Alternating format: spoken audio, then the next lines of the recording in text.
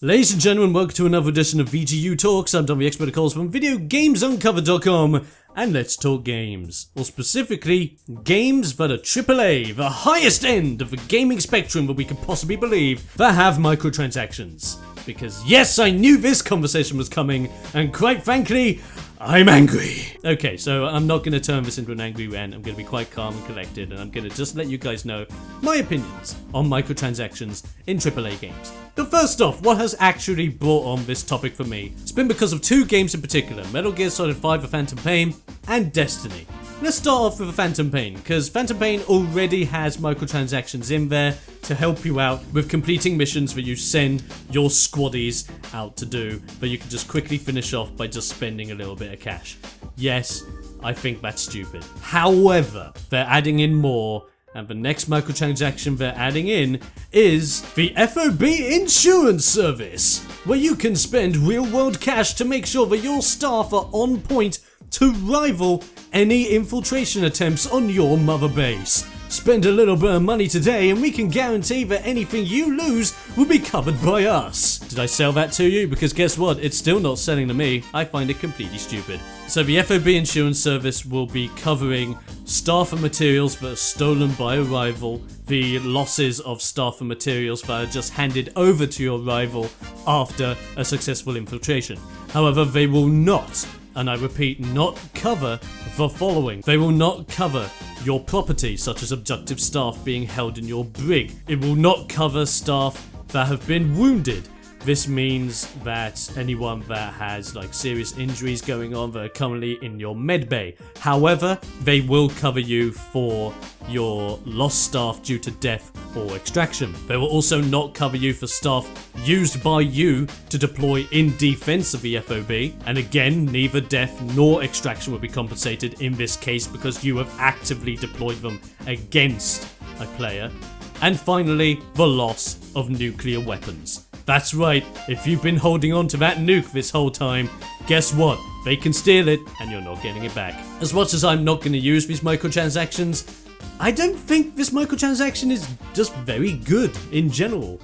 The whole point of this optional side of the Metal Gear Solid 5 multiplayer experience is that it gives you a little bit more of a sense of challenge. People will be invading your mother bases, you'll be invading other mother bases to benefit your games and make your base the place to be out of the entire world, which actually sounds pretty awesome. The only downside to it is that yes, you're gonna get losses anyway, and that's the most traumatic thing. You spend hours and hours within the single player to end up losing all these soldiers, all these materials, to another player that's just waltzed in and decided, I'm gonna fault in all your stuff. But guess what? That's just a part of the game and that's a part of the experience. By paying real world money to basically say, I don't want to lose my stuff anymore, it's kind of like saying, we want you to act like little children but don't want to let go of that precious toy you got when you were 3 years old and you're now 8, so you should be old enough to let go of it.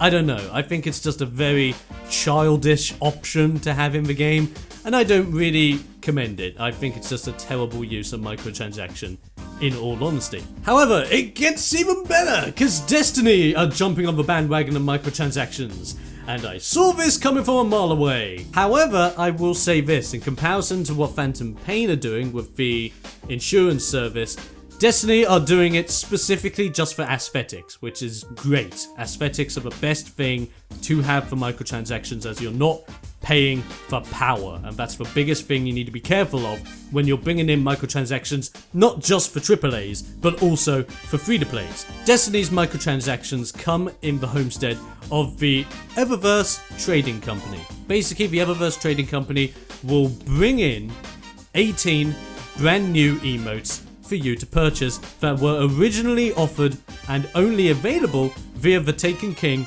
Collector's Edition.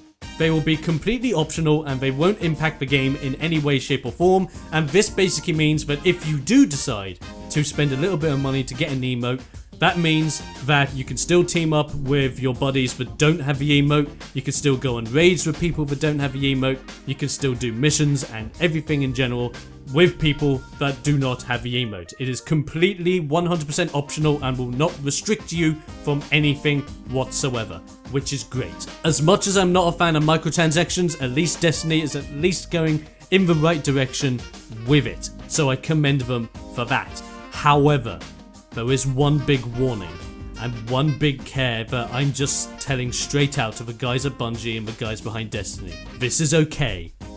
I don't think it's good, but it's okay because it's only for aesthetic touches.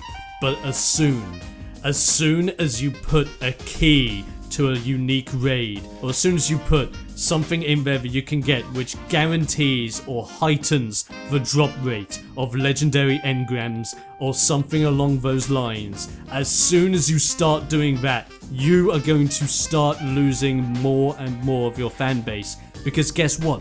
People are going to be angry at the fact that you've basically turned Destiny into a pay-to-win style of game, which is already at the AAA level. I think I've explained why I've left Destiny, and no offense to you guys at Bungie, because you've completely reworked Destiny and put it back where it was supposed to be on the map, which I definitely commend you guys for. But because of this worry, because of my past experiences with Destiny, and because quite frankly, free-to-play games are still doing it so much better, I'm still not supporting you. I'm not supporting this practice, because in general, and this is going to bring the video to a close right here. In general, AAA games that use microtransactions just raise more worry for gamers in general. Because this is the point, we go out there, we spend 60, 80, 100 to even possibly 150 or more pounds or dollars or whatever your currency may be in the world to get this AAA game. This game that is supposed to be the best of the best from the best of the best that the industry has to offer. We want the experience of a lifetime. And if you're saying that 1, the experience isn't there and it's trapped behind the remainder of the season pass, 2 is also trapped behind that of microtransactions, which could just help you speed things up, or heck, even 3, allowing you to buy or straight up get items or buffs that will make your time a heck of a lot easier than others. Having that in a AAA game is just bad for business. I understand, you need to think of the money, you need to think of the longevity of your game, but allow me to put this forward. If you're thinking of the longevity of your game, expansion packs work. Season passes, although I will be bringing that up in another video because I do have feelings about season passes. To an extent, they do work, but microtransactions in your game don't seem to work.